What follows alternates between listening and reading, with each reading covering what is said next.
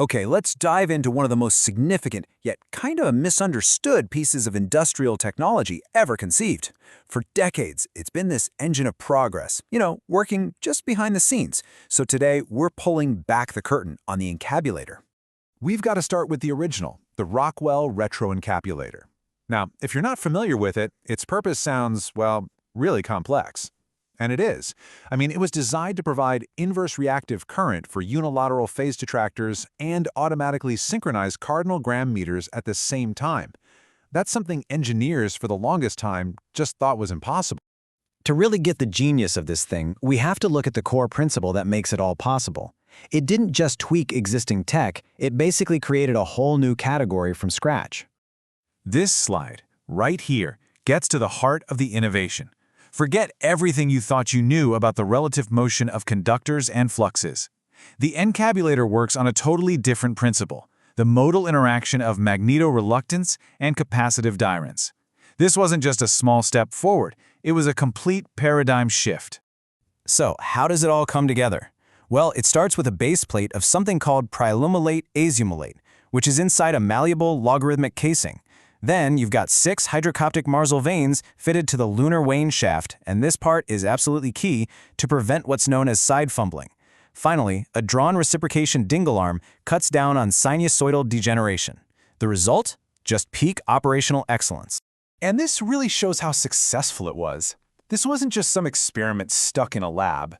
The Retro-Encabulator was put to work in really critical industrial applications, like the operation of Milford trunnions, proving its reliability over and over again. But the Retro-Encabulator didn't just pop up out of nowhere. Oh no, it has this rich, complex history that started in secret and evolved in some really surprising ways over the years. As one historian put it, its past is as layered and intricate as the machine itself. The story of encabulation is full of accidental discoveries, military secrets, and, believe it or not, even countercultural movements. This timeline just shows how wild the whole evolution was. It kicks off as an accidental discovery in the 40s, gets turned into the Hydrocoptic in the 50s, and then it goes commercial. But my favorite part has to be the 60s, where you get the psycho-funkadelic vinyl encabulator before it makes this huge comeback in the 80s as the turbo encabulator. What a ride. And that brings us to today, because for all its success in the past, the demands of the digital age, especially in cybersecurity, required a complete reinvention of the whole idea of encabulation.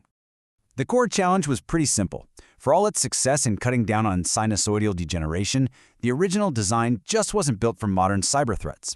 It couldn't handle the demands of zero-trust operations or defend against nasty zero-day attacks. This slide really just lays it all out. The old model, right? It used a panometric FAM for industrial automation. The new Hyper-Encabulator, it uses retanium-based cloud benders for zero-trust operations. It's a whole different ballgame. The result is the Hyper-Encabulator. And according to the people who built it, it's a key ruminant in advancing retrograde phenomenology. So what does that actually mean? It means getting results that are, and I'm quoting here, plastic, spastic, and sinusoxynastic. That is truly next-level stuff. So what makes this thing tick? Let's pop the hood and take a look at the technology that makes the Hyper-Encabulator the new gold standard in operational security.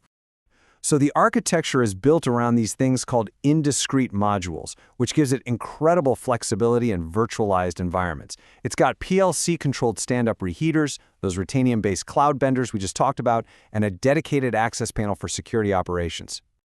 And that access panel has this really clever innovation. Insiders actually have a nickname for it. They call it the sock drawer, and it gives them direct, secure access to monitor and jump in if they need to in the OT environment. And what's really impressive here is how much they focused on both physical and digital security. The modules are stackable, trackable, and they claim totally unhackable. The tolerances are so precise they create what's called a tight Conapian fit, which just completely gets rid of side fumbling, both physically and digitally. It also comes with a whole suite of advanced tools to proactively take on threats. You've got the open-source digital GhostDam for transparent visibility, the handsome ransomware hypervisor, which is always watching for SQL injections, and for system integrity, there's the Purdue Modal defeater. But the real breakthrough, the game changer, is its completely new operating principle, See, where older devices were focused on macroeconomic supply chain S-bombs, the hyper-encabulator operates under the principle of, get this, Colonicluvium, expulsion, and Audible gaseous irritations. So, after decades of development, from Magneto reluctance all the way to Colonicluvium expulsion, what is the ultimate legacy of the encabulator? Well, here's the truth. The Encabulator isn't a real machine at all. It's actually a masterclass in satire. It's one of the most beloved and long-running in-jokes in engineering history, designed to sound perfectly plausible to anyone who's not in on it.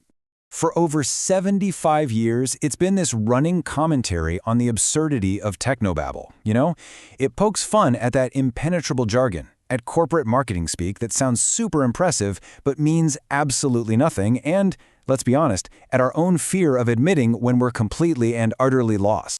And that's the real genius of the joke.